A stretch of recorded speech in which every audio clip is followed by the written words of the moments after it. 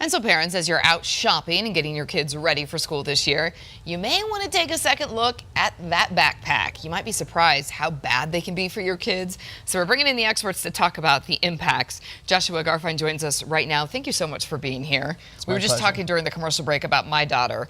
When it comes to these backpacks, how heavy should they be?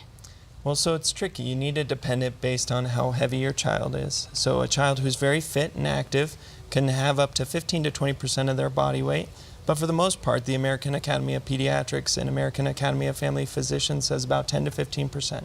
Okay. So for your daughter, for example, she weighs 50 pounds, 10% would be about 5 pounds. There's no way her backpack weighs just 5 pounds. I can tell you it is way more than that. So if their backpack weighs more than it should, what do you recommend to help them so they don't have back problems? Well, there's a couple different things. The most important thing is to make sure and encourage your child to wear a backpack with both sleeves on. So you want to get 2 straps with each backpack. The messenger bag's nice, but it's not necessarily good ergonomically for their back posture. And what you'll find is that if they're wearing their backpack with just one strap, they're going to always constantly be leaning to one side, and it's going to end up compressing down through their spine. They may complain about backaches.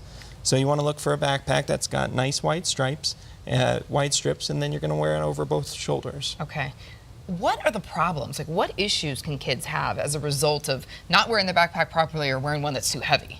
Well, you'll notice kids aren't exactly natural with their posture, and so oftentimes they'll be sitting in awkward positions, and this is just a way to foster that. So if they're wearing it over one strap, they're going to affect how their gait is going to be. They're going to affect how they're waiting in the lunch line, waiting in between classes.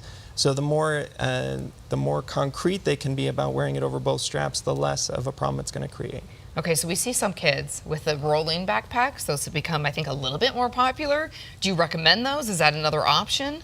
It's tricky because some schools don't actually permit the rolling backpacks in their schools, so it really comes down to parents need to first find out what their schools allow and then also engage their children on what their children are going to think is cool enough, because that's most important for kids. And that's the problem. That's why you see kids wearing it over just one shoulder, because they think it's way cooler than wearing it over both shoulders. Of course. So big conversations that we need to have, and trying to tell them it's about health and absolutely medical issues. Another thing parents can look for is a waist strap. Sometimes that can help. If your child likes bringing all their textbooks in and out of class, then you want to make sure they have the extra support. All right, Doc, thanks so much for being here. Good information. Lisa, your kids, when do they head back to school? I should know this right now. It's next Monday, a week from today, yeah. Oh, so it's feeling definitely a little bit more fall-like out there. For the kids that went back to school today, they're missing nothing.